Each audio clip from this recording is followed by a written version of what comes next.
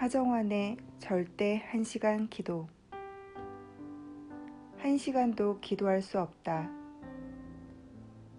예수님은 제자들을 부르시고 약 3년 동안 함께 생활하셨다. 그것은 매우 집중된 훈련의 시간이었다. 비록 가르치시고 함께 계신 시간이 3년에 불과하다 할지라도 예수님과 함께 먹고 마시며 지냈던 시간이 까닭에 3년은 매우 극대화된 훈련 기간이었다. 제자들의 한계, 우리의 한계. 예수님과 함께했던 3년 동안의 훈련 결과는 어땠을까? 우리는 예수님과 함께했던 마지막 밤의 모습으로 그것을 추측할 수 있다. 우선 6월절 만찬 후 제자들이 예수님과 함께 겟세마네 동산으로 나아갈 때의 모습은 훈련이 성공한 것처럼 보였다. 그들의 고백은 매우 분명하고 강력했다. 그때 예수께서 제자들에게 이르시되 오늘 밤에 너희가 다 나를 버리리라. 베드로가 대답하여 이르되 모두 주를 버릴지라도 나는 결코 버리지 아니하겠나이다. 예수께서 이르시되 내가 진실로 내게 이르노니 오늘 밤 닭 울기 전에 내가 3번 나를 부인하리라. 베드로가 이르되 내가 주와 함께 죽을지언정 주를 부인하지 아니하겠나이다 하고 모든 제자도 그와 같이 말하니라. 마태복음 26장 31절, 33절, 35절. 하지만 그날 밤부터 제자들의 모습은 비참한 실패의 연속이었다. 주와 함께 죽을지언정 주를 부인하지 아니하겠나이다 라고 소리쳤던 베드로는 예수님을 3번이나 부인하며 저주하였고 다른 제자들 역시 말할 것도 없었다. 마가복음은 그 모습을 매우 직설적으로 그렸다. 제자들이 다 예수를 버리고 도망하니라. 마가복음 14장 50절. 베드로나 제자들이 이같이 비참한 행보는 이미 겟세마네 동산에서의 모습을 통해 예견할 수 있는 것이었다. 겟세마네 동산에서의 예수님은 제자들도 깨어있기를 원하셨다. 이에 예수께서 제자들과 함께 겟세마네라 하는 곳에 이르러 제자들에게 이르시되 내가 저기 가서 기도할 동안에 너희는 여기 앉아 있으라 하시고 베드로와 세베대의 2 아들을 데리고 가실새 고민하고 슬퍼하사 이에 말씀하시되 내 마음이 매우 고민하여 죽게 되었으니 너희는 여기 머물러 나와 함께 깨어 있으라 하시고 마태복음 26장 36절에서 38절. 그때 예수님의 기도는 처절하셨다. 누가복음은 그분이 기도하는 모습을 이렇게 기록하였다. 예수께서 힘쓰고 애써 더욱 간절히 기도하시니 땀이 땅에 떨어지는 핏방울 같이 되더라. 누가복음 22장 44절. 하지만 제자들은 예수님의 처절한 기도 소리를 들으면서도 함께 할 수는 없었다. 그들은 분명 3년 동안 예수님과 같이 있었지만 1시간도 기도할 수 없는 존재들이었다. 제자들에게 오사 그 자는 것을 보시고 베드로에게 말씀하시되 너희가 나와 함께 1시간도 이렇게 깨어 있을 수 없더냐. 마가복음 26장 40절. 제자들의 영성은 단 1시간도 기도할 수 없는 것이었다. 이후 제자들의 반역과 배신은 그들의 영성의 깊이를 말하는 것이었다. 제자들은 3년 동안 예수님으로부터 직접 제자 훈련을 받았지만 놀랍게도 무기력했다. 예수의 제자 훈련이 실패한 것인가? 육체가 문제다. 한 가지는 분명하다. 예수님의 제자 훈련이 분명 제자들을 변하게 했지만 그들이 완벽하게 변한 것은 아니었다. 너희가 나와 함께 1시간도 이렇게 깨어 있을 수 없더냐. 시험에 들지 않게 깨어 기도하라. 마음에는 원이로되 육신이 약하도다. 마태복음 26장 40에서 41절. 주님의 말씀에서도 알 수 있듯이 제자들의 마음은 분명히 변했지만 육체는 아니었다.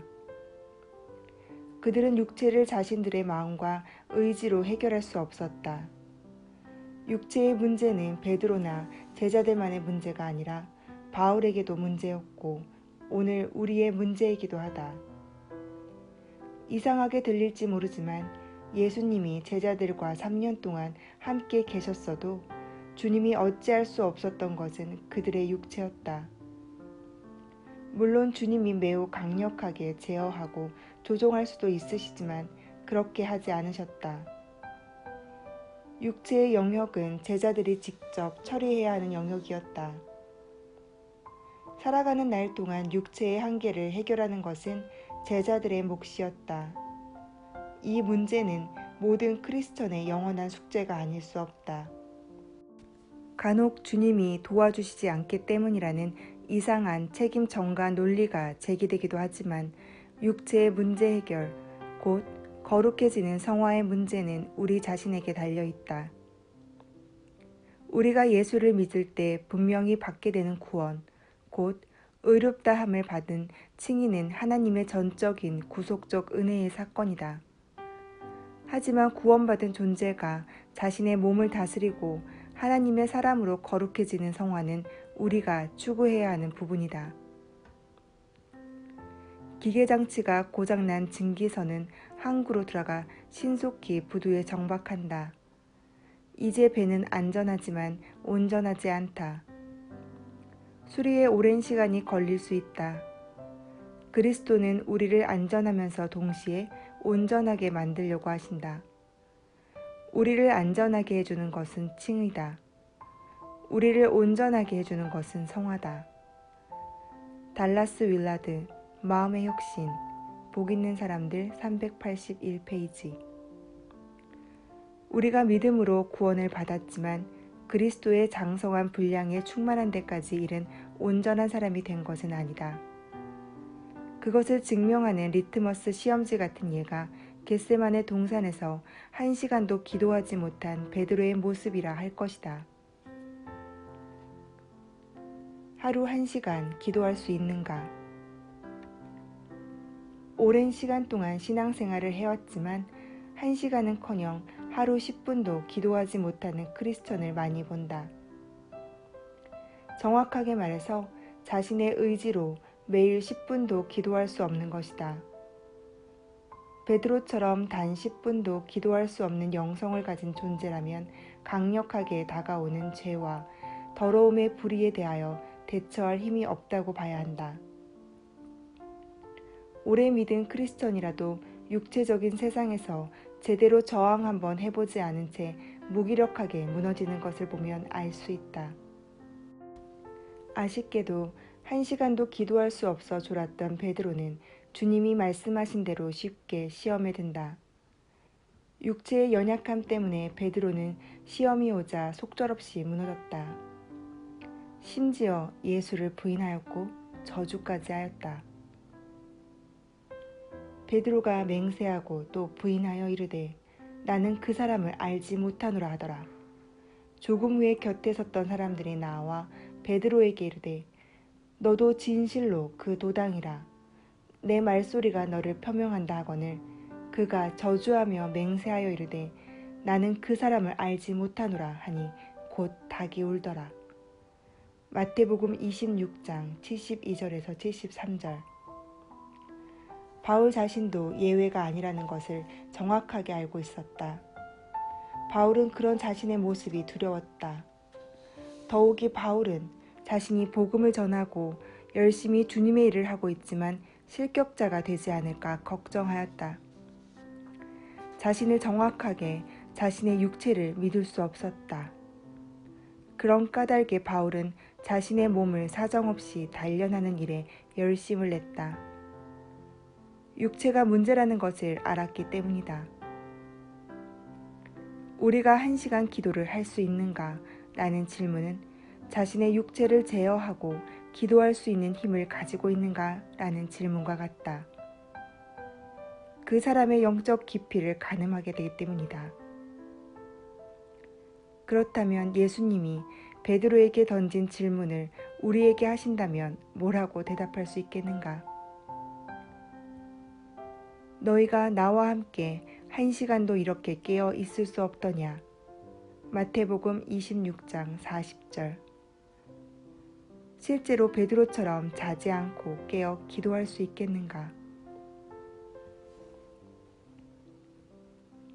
온전한 회개를 하지 못했다. 1시간 기도는 쉽지 않다. 이상하게 들릴지 모르지만 그동안 우리는 기도하지 않는 삶에 최적화된 상태를 유지해왔다. 이것이 지금도 기도가 생소한 이유이다. 설령 기도를 시작하더라도 당장 걸리는 것이 있다. 무엇인가 기도를 방해하는 것이다. 바로 우리의 죄다. 기도의 대상이 하나님이시기 때문에 우리의 죄가 우리의 기도를 가로막는 것이다. 내가 만일 마음속의 죄를 그대로 품고 있었다면 주께서 나의 부르짖는 소리를 듣지 않았을 것이다. 시편 66편 18절. 우리가 아무리 기도해도 하나님이 듣고 계시지 않으면 금방 피곤과 답답함을 느낄 수밖에 없다. 하나님은 죄를 품은 기도를 듣지 않으시기 때문이다. 그러므로 우리가 기도하는 대상이 하나님이란 사실을 안다면 우리는 먼저 죄의 문제를 해결해야 한다. 죄를 해결하는 것이 기도가 잘 되는 첫 번째 요소이다. 죄 사함의 복음. 죄는 복잡하다. 우선 근본적인 죄가 있다. 사망에 이르는 죄이다. 우리 힘으로는 절대로 해결할 수 없다. 이 죄를 해결하기 위하여 예수 그리스도께서 대속 제물로 죽으셨다. 그래서 우리가 믿을 때 우리는 죄 사함을 받고 구원에 이른다. 우리의 힘으로는 죄를 해결할 수 없지만 예수 그리스도께서 우리의 죄를 사하신 것이다. 우리의 행위가 아니다. 우리는 그리스도 안에서 그의 은혜의 풍성함을 따라 그의 피로 말미암아 속량 곧 죄사함을 받았느니라. 에베소서 1장 7절. 우리가 분명히 알아야 할 것은 죄사함은 주어지는 것이라는 사실이다. 우리가 노력으로 얻을 수 있는 성질의 것이 아니다. 그 권세를 얻는 길은 오로지 예수 그리스도 외에는 없다. 그래서 중풍병자를 고치실 때 주님은 죄사함의 권세가 자신에게 있음을 알게 하시려고 이렇게 말씀하셨다. 인자가 땅에서 죄를 사하는 권세가 있는 줄을 너희로 알게 하리라 하시고 중풍병자에게 말씀하시되 내가 내게 이르노니 일어나 내 침상을 가지고 집으로 가라. 누가복음 5장 24절. 죄사함의 권세는 오로지 예수 그리스도께 있다. 그러므로 우리는 우리의 죄를 절대 스스로 해결할 수 없다는 것을 먼저 인식해야 한다. 엄밀하게 말하면 믿었다고 해서 자동적으로 죄사함이 이루어지는 것은 아니다. 그렇다면 죄사함은 어떻게 이루어지는가? 온전한 회개란 무엇인가? 오순절 성령의 역사 이후 베드로가 예루살렘 광장에서 설교할 때였다. 그 놀라운 복음을 듣고 예루살렘 백성들이 소리를 질렀다. 놀랍게도 말씀을 들으면서 죄가 깨달은 것이다. 그들이 이 말을 듣고 마음에 찔려 베드로와 다른 사도들에게 물어 이르되 형제들아 우리가 어찌할꼬 하거늘. 사도행전 2장 37절. 마음이 찔렸다. 그들 스스로 마음을 찌른 것이 아니다. 헬라어 성경은 이렇게 쓰고 있다. 아쿠산테스 데 카테닌 게이산 테인 카르디안. 아쿠산테스, 듣는다, 깨닫는다는 뜻의 아쿠오의 능동태형으로 그들이 능동적으로, 자발적으로 집중하여 들었다는 뜻이다. 카테닌 게이사는 심하게 찌르다라는 뜻의 카타니소의 수동태 디포넌트형인데 헬라어에서 수동태 디포넌트는 다른 사람에 의해서 일어난 능동적 행동을 표현할 때 쓰기 때문에 번역하면 마음을 예리하고 강력하게 성령께서 찔러 자발적으로 그 찔림이 강력하게 일어나 라는 뜻이 된다. 전체를 이어 풀어 번역하면 다음과 같다. 그들이 능동적으로, 그러니까 자발적으로 집중하여 사도들의 말을 들을 때 마음을 예리하고 강력하게 성령께서 찔러 스스로 그 찔림이 강력하게 일어나 베드로와 다른 사도들에게 물었다. 우리가 어찌해야 합니까? 사도행전 3장 27절. 이 말씀에서 알 수 있듯이 자발적이며 능동적으로 듣는 것은 중요하고 또 놀라운 것이다. 그때 성령이 개입하시는 틈이 벌어진다. 능동적으로 기도하는 행위 자체가 자신을 무장 해제하고 성령의 개입을 요청하는 것이기 때문이다. 또 중요한 비밀이 있다. 그래도 아직 죄 사함이 이루어지지 않았다는 사실이다. 우리가 듣고 성령이 역사하여 후회한다고 해서 죄 사함이 이루어진 것은 아닌 것이다. 후회는 온전한 회개가 아니기 때문이다.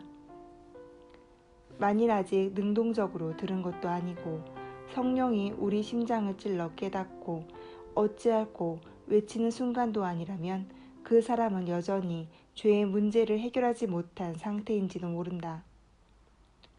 드디어 마음이 찔려 어찌할꼬 라고 외치는 사람들에게 베드로가 죄사함의 비밀을 말한다. 베드로가 이르되 너희가 회개하여 각각 예수 그리스도의 이름으로 세례를 받고 죄 사함을 받으라. 그리하면 성령의 선물을 받으리니. 사도행전 2장 38절. 미문의 안진뱅이를 고친 후 사람들이 베드로의 설교를 듣기 위해 솔로몬 행각에 모였을 때도 베드로가 한 얘기는 같은 것이었다. 그러므로 너희가 회개하고 돌이켜 너희 죄 없이 함을 받으라. 이같이 하면 새롭게 되는 날이 주 앞으로부터 이를 것이요. 사도행전 3장 19절. 죄사함의 순서는 능동적이고 적극적인 의지를 들음, 그리고 성령의 역사로 인한 심장을 찌르는 자발적 깨달음의 반응이 있어야 하고, 이로 인해 강력하고 철저하게 자신의 삶을 완전히 전환하여 회개하는 것으로 이어져야 한다. 그 다음에 죄사함을 받는 것이다. 이 같은 이해를 볼 때 회개가 매우 중요하다. 그렇다면 회개는 무엇인가? 헬라어로 메타노에오인데 바꾸다는 뜻으로 자신의 마음을 바꾸는 것을 말한다. 그때 우리는 죄 없이함을 경험하고 확증하게 된다. 다시 정리하면 아쿠산테스 곧 처절한 자발적 듣기가 이루어져서 카테닌 게이산 곧 성령의 감동으로 자발적으로 능동적인 깨달음이 일어나며 메타노 에이사테 곧 마음을 정하고 완전히 바꾸는 내 인생의 주권 이양이 일어날 때 죄사함은 이루어지는 것이다. 그때 성령을 선물로 받는다. 성령이 죄사함을 확증하는 것이다. 그러므로 마음을 바꾸는 것이 우선 중요하다. 예수와 함께 십자가에 달렸던 한 강도는 그의 마음을 바꾸고 예수를 인정한다. 그의 바뀐 마음에서 나온 말은 예수여, 당신의 나라에 임하실 때 나를 기억하소서 라는 소망이었다. 그 강도가 예수를 믿었다는 말이 나오지 않지만 예수는 그에게 즉각적 구원을 선포하셨다. 마음을 바꾸는 회개가 믿음을 전제하고 있기 때문이다. 그러므로 구원의 시작은 회개이다. 이처럼 회개가 중요하기 때문에 예수가 사역을 시작할 때 사람들에게 요청하였던 첫 번째 메시지가 회개였다. 회개하라, 천국이 가까워 왔느니라. 마태복음 3장 2절. 또한 이미 살핀 것처럼 제자들이 예루살렘 광장에서 외쳤던 첫 번째 메시지도 회개였고, 주님이 공생의 기간에 제자들에게 전도 여행을 보내면서 첫 번째로 선포하게 한 것도 회개였다. 12 제자를 부르사 둘씩 보내시며 제자들이 나가서 회개하라 전파하고. 마가복음 6장 7절 12절. 기도가 안 되는 이유. 이제 기도가 안 되는 이유가 보일 것이다. 온전한 회개가 이루어진 상태가 아니기 때문이고, 우리 안에 여전히 해결되지 않은 죄가 가득 남아있기 때문이다. 그 상태에서 믿고 그 상태에서 기도한다. 그래서 우리의 믿음도 기도도 힘이 없는 것이다. 회개 없는 믿음이 문제다. 전면적으로 마음을 돌이켜 그리스도에게 전환하지 않은 채 입으로만 믿는다. 야고보는 이 같은 믿음은 귀신조차도 믿는 믿음이라고 지적했다. 내가 하나님은 한 분이신 줄 믿느냐? 잘하는도다. 귀신들도 믿고 떠드느니라. 야고보서 2장 19절. 놀라운 비밀이 또 있다. 회개함으로 죄사함을 받은 이들에게 나타나는 현상이다. 그러므로 너희가 회개하고 돌이켜 너희 죄 없이 함을 받으라. 이같이 하면 새롭게 되는 날이 주 앞으로부터 이를 것이요. 사도행전 3장 19절. 회개하고 죄 없이 함을 받은 후에 벌어지는 것은 새롭게 되는 날의 경험이다. 여기서 새롭게로 번역된 헬라어 단어 아낙십시스의 의미는 갑자기 새로워지고 달라진 평화란 뜻이다. 동시에 날로 번역된 헬라어 단어는 단순히 날짜를 가리키는 크로노스가 아니라 폐쇄적이고 독자적이며 정해진 날을 의미하는 카이로스이다. 즉 다른 날, 다른 세상이 열린다는 뜻이다. 이같이 하면 유쾌하게 되는 날이 주 앞으로부터 이를 것이요. 사도행전 3장 19절.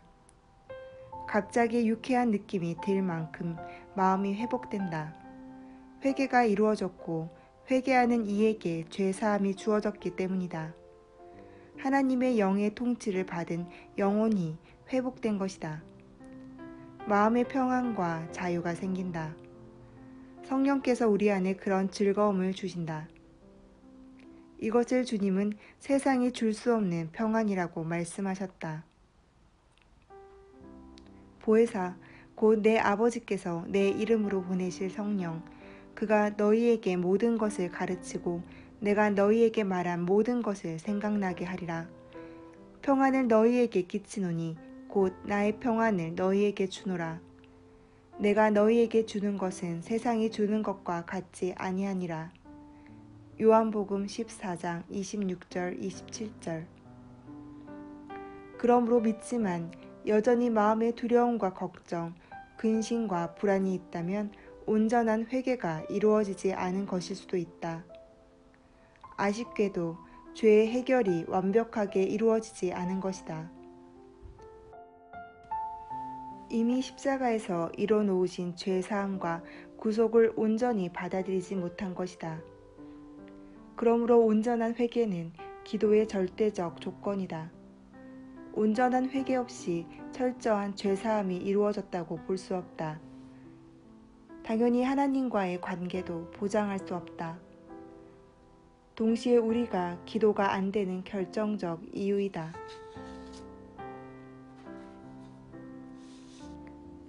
수동적 기도를 할 줄 몰랐다.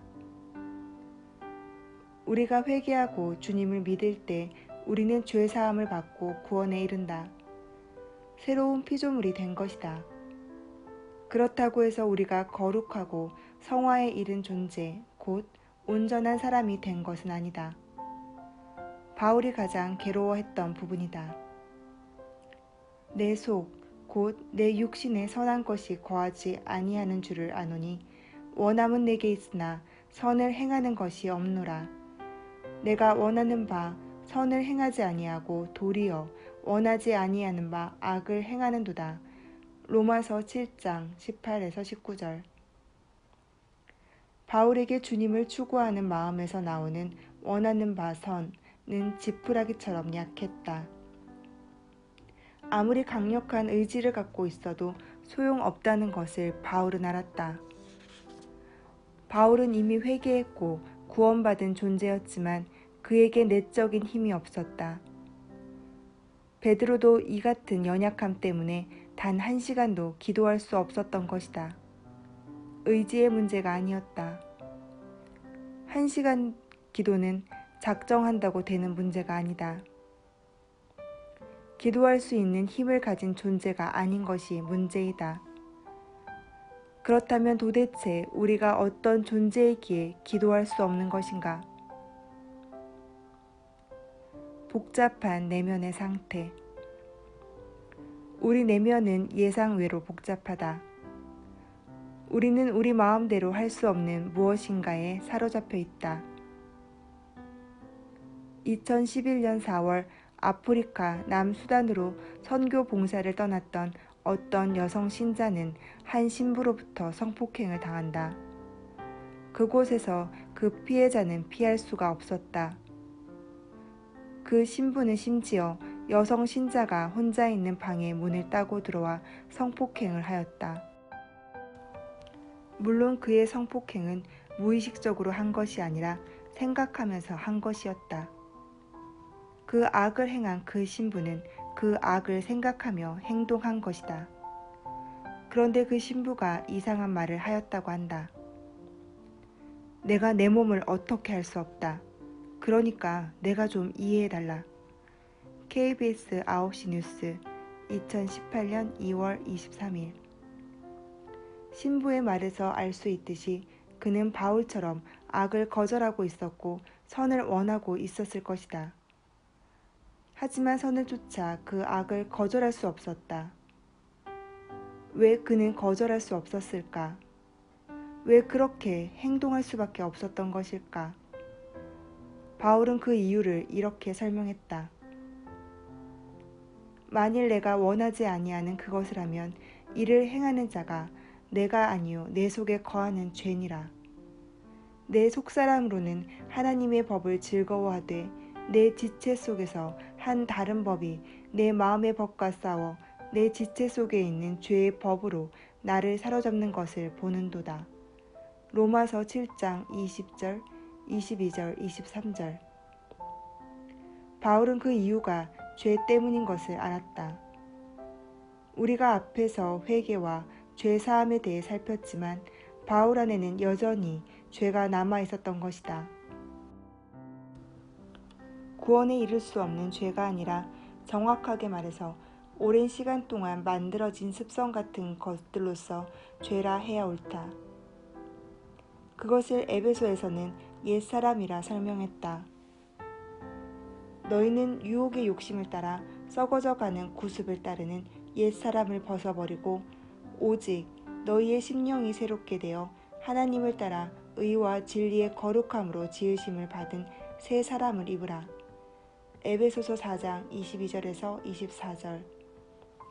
여전히 욕망을 따라 움직이는 구습을 쫓는 옛사람이 바울을 지배하고 있었다. 이 같은 상태는 우리에게도 동일하다. 그런 까닭에 우리가 기도할지라도 그 기도 내용이 하나님의 뜻에 합당한 기도가 될 수 없다. 자기 주장과 자기 연민에 빠진 기도를 드리게 되는 것이다. 인간적인 기도가 되는 이유다. 우리의 문제는 이 같은 내면 상태를 가지고 기도하는 것이다. 물론 기도하기를 노력하고 기도를 작정한다. 하지만 기도가 하나님과 깊은 영적 대화라는 것을 안다면 기도는 노력하는 것이 아니란 것도 알 것이다. 기도는 자연스러운 것이어야 한다. 그러므로 여전히 습관적인 죄를 짓고 있고 여전히 묵혀둔 죄가 남아있는 상태이며 기도 역시 자연스러운 상태가 아니고 애써 노력하고 있다면 우리의 심령은 깨진 상태라고 해야 옳다.